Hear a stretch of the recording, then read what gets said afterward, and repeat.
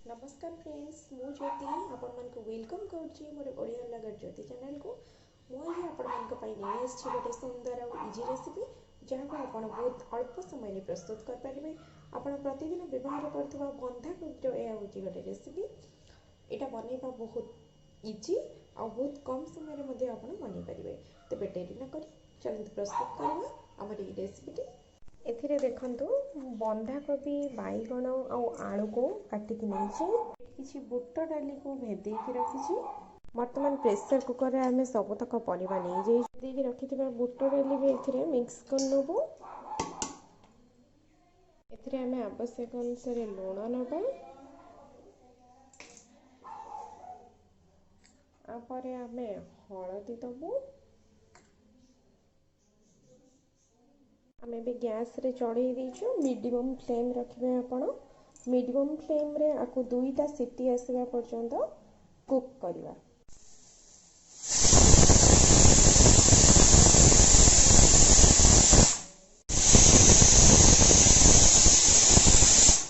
वर्तमान गैस रे हमर दुईटा सीटी मारी सारछि। एबे आमे गैस रो फ्लेम को ऑफ कर दबा। या सीटी को वर्तमान आमे खोलिबानी वेपर को भितरे रहिबा को दबा।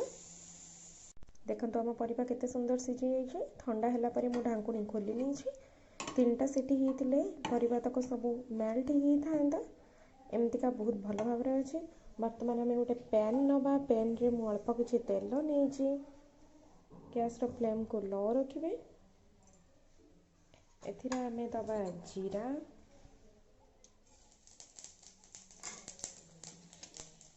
या पर गोटे सुखिला लंका, तेजपत्र, किछि पियाज,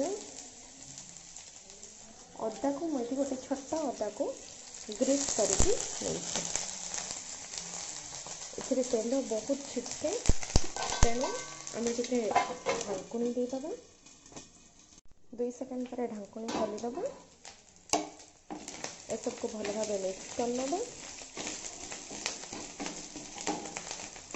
अदा को गोटे मिनिट पर कुक करंतु नहले यार कंचा स्मेल जीवनी।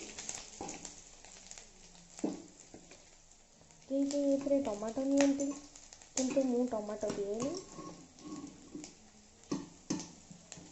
एपर आम तरकारी को मिक्स करना।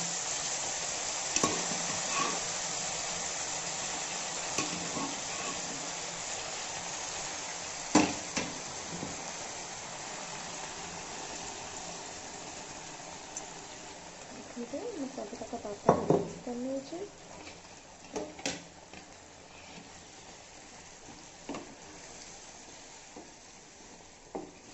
यही तरकारी को आपण सोमवार मंगलवार मुझे मंगलवार यहाँ सुट कर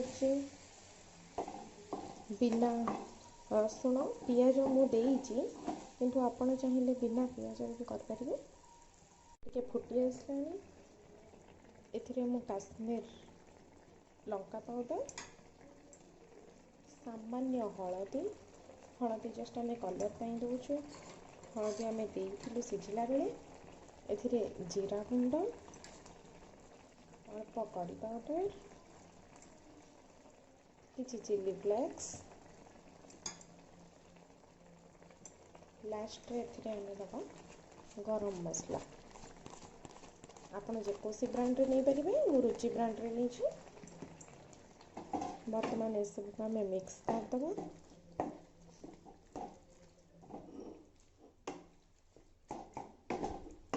बहुत सुंदर बास्ना आसलानी। आपण यहाँ गरम गरम रोटी रे भी खाई पारिबे, भात रे भी खाई पारिबे। आम जेहेतु गरम मसला देइछु एटा को 2 मिनिट आम ढाकी फ्लेवर आसिया दबा। मुझे बनई मेथीर बड़ा। जदि आपण मन को यहाँ पसंद मत कमेंट बॉक्स रे प्लीज कहतु। मोर रेसिपी आपण मन को शेयर करी। 2 मिनिट पर आम पुणी थे ढांकुणी हटाई दबा। आउ थे तरकारी को चेक कर नबा। जदि आपण मन द्वारा लुण कम होता है सिझला बेले आम लुण देइतिलु। जदि लुण कम होता आपण यही टाइम रे आउ थे लुण देकी टेस्ट करके लुण देकी मिक्स करि परिबे। देखंतु तरकारी कितने सुंदर देखा जाउची। एटा होची हमर बंधाकोबी घंट बंधाकोबी घंट रेडी होगलानी। आम या पानी मरिबा पर्यंत 2 मिनिट कुक करवा हाई फ्लेम रे। गार्निशिंग आपन चाहिए आ ऊपर धनिया पत्र दे पारे, जेहेतु मो पाखे अवेलेबल नहीं मु देई नहीं। पानी मरीगला मुझे तरकारी ओल्हे आनी और देखो आम तरकारी पूरा प्रस्तुत हो।